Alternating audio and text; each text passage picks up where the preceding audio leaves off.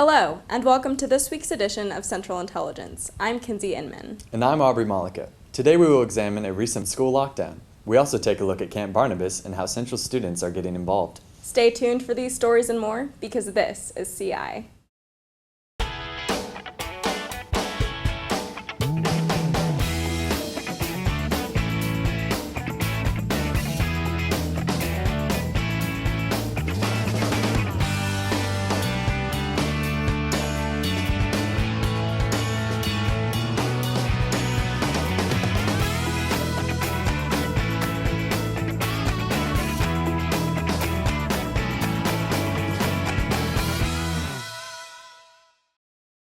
The recent bomb threat and lockdown at Central has caused many students to question their school's safety. Adam Weddle and Kinsey Inman investigate Central's reaction.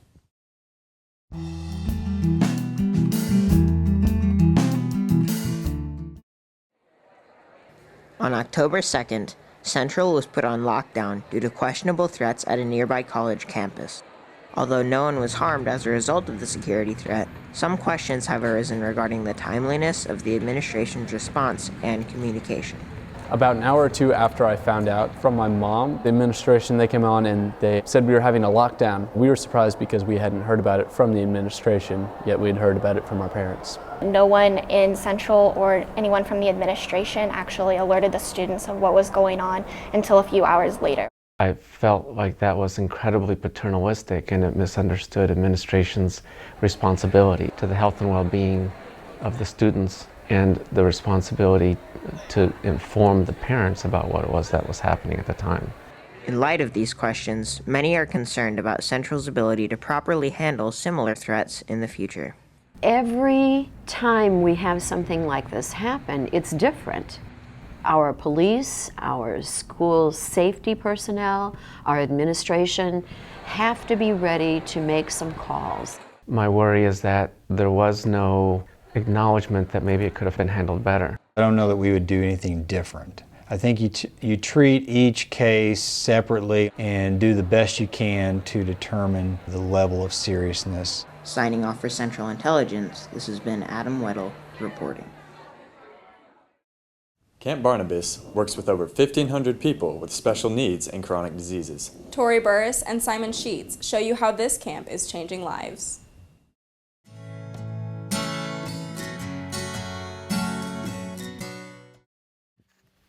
In 1996, in Monette, Missouri, Camp Barnabas was founded. And ever since, it's been changing the lives of everyone who's entered its gates. It started out as a summer camp for kids and adults with disabilities. Basically an opportunity to allow kids with disabilities to have the same summer camp experience as their peers get to have at a typical summer camp. So we match up every one of our campers one-on-one with a volunteer. And so they spend that whole week serving that camper and learning what it looks like to put someone else's needs before their own. I have made really good friends with my own campers that I've taken care of. There was a trust built and an interaction that was daily, but it was just for a week. All the staff and CIA are really nice to me, and they make me happy and they keep me safe. We really focus on allowing people with disabilities to have the same opportunities as everyone else gets. We have a policy where we say, yes, you can, whether it's going down a huge slide into the water or going up a ropes course. Whatever it is, we adapt it so that they can do that activity. And when they succeed in that, I think they take that home with them. The perspective is that, these people can't do this. We say you can do this, and we challenge you. A lot of these kids, it's the only time out of their whole year that they get to be normal. They're not stared at, they're not pointed at, they just get to be a kid and they get to have fun no matter what their disability. I don't know how I would make it without Camp Barnabas. I come back so much to see my friends and have a week where I can be normal, just like everybody else. To get involved with Camp Barnabas, visit www.campbarnabas.org. Signing off for Central Intelligence, this has been Tori Burris reporting. Football is typically thought of as a male-dominated sport. Lucy Pock and Kyle Scranton show you how one Central student is challenging this stereotype.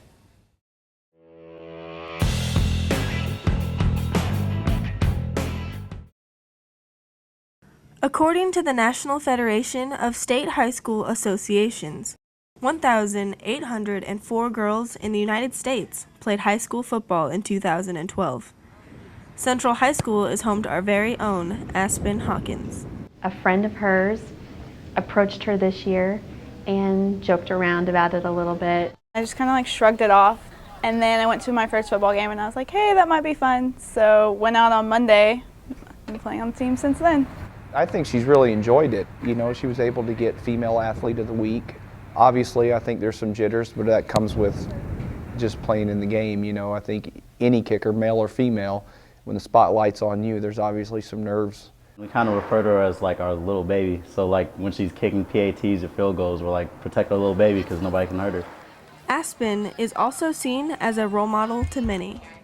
After the first game, 9, 10 little girls just run up to her and think it's so cool that number 18's a girl. And for her to go out and participate in football in a boys' sport, I think speaks volumes for anybody can participate in anything that they want to. I feel like they do treat me differently because I am a girl, but I have just as much fun as they do with all of them. It hasn't been a problem at all.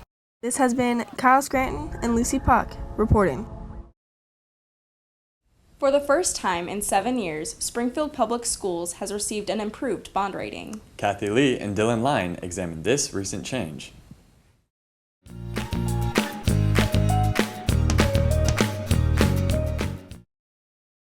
At the beginning of this year, Springfield Public Schools was one of the 14 school systems in Missouri to be upgraded to a AA bond rating. The bond rating pertains to when we go and issue debt. There's investors out there that buy the bonds and earn an interest rate. And the interest rate that they earn is dictated by the rating that companies issue. Looking at the economics of the community, how well we're managed financially, and then also the kind of community support we have, they rate us accordingly. And this is the highest rating we've had. Ultimately, it means a lower interest rate for the district. We're having to pay less money to the bondholders. After the bond rating increase, SPS has been able to save more money, which has resulted in projects within the school district. They are upgrading the technology infrastructure. We are able to purchase more hardware for computers, as well as being able to improve our facilities. Even with the projects being completed, many Central faculty members hope to see technological improvements in the near future. I only see my students 3 times a week, and that's really hard to get them fluent or to be immersing them in the language, which is why a lot of schools are going towards using iPads now. We could Skype and talk to students in Mexico, Latin America, and be able to have, real-life conversations with them in the language right here in the classroom. Looking forward to these and similar projects in the future. This has been Kathy Lee reporting. The Southwest chapter of Bikers Against Child Abuse has helped empower abused children in Springfield. Audrey May and Aubrey Malika bring you this story.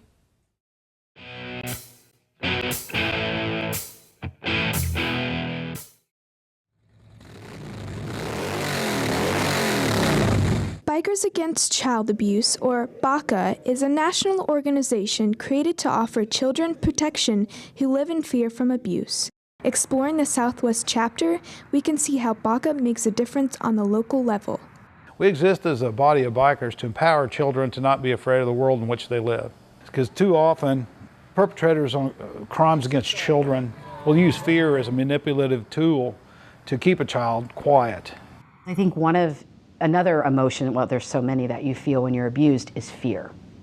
And fear of what might happen. My father, for example, threatened to kill me if I told anybody. So knowing that there were these big, burly Harley riders that might have come in and saved the day, I think that has got to feel amazing. BACA will participate in ways such as providing a presence at the abused child's home, writing a letter to the perpetrator, and attending the child's court case for support.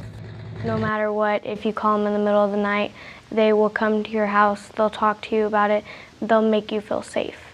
We had a perpetrator that was a little bit aggressive, wanted to try and scare our kid.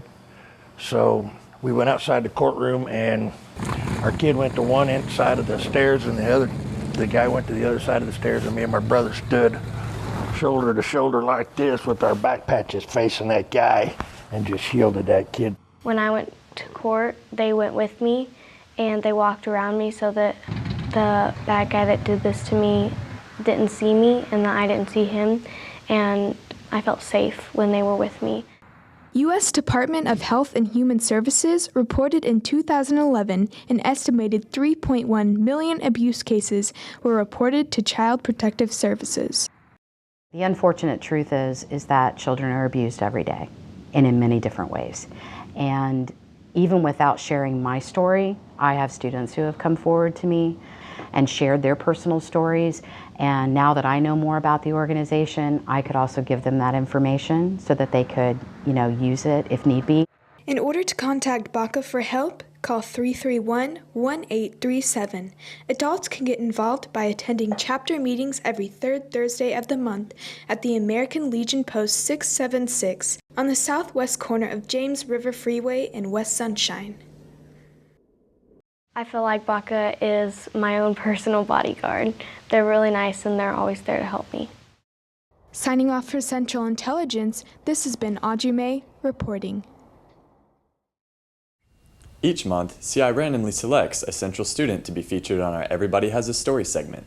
Amelia Cavero and Sharon Lee introduce you to Quinlan Polyking, a student who has a passion for singing.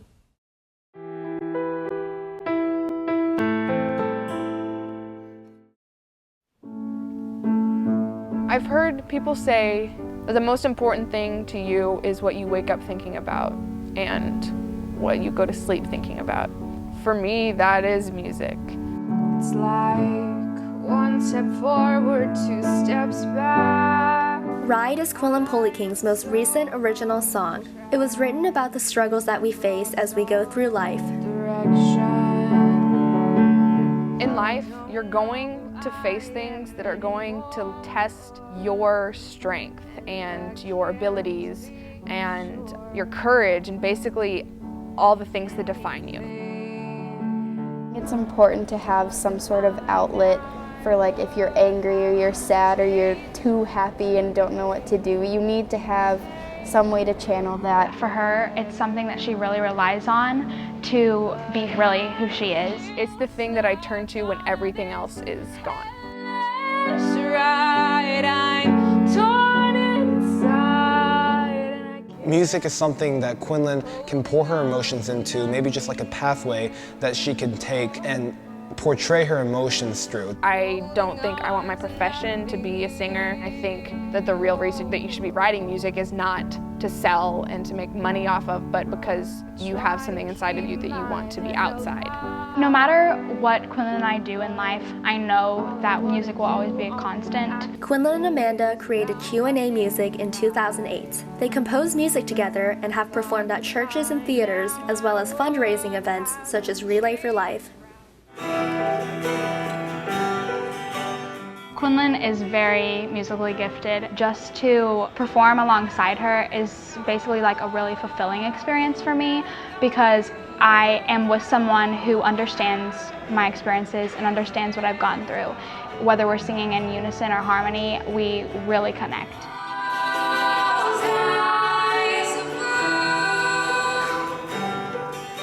I love reading books, but the story always ends because it has that melody and because it has a tune and it has notes put to it. That's what makes music more constant and more infinite. Signing off for Central Intelligence, this has been Sharon Lee reporting.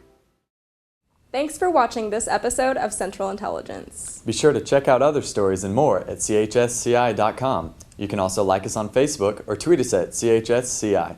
We leave you with the sights and sounds of Central football.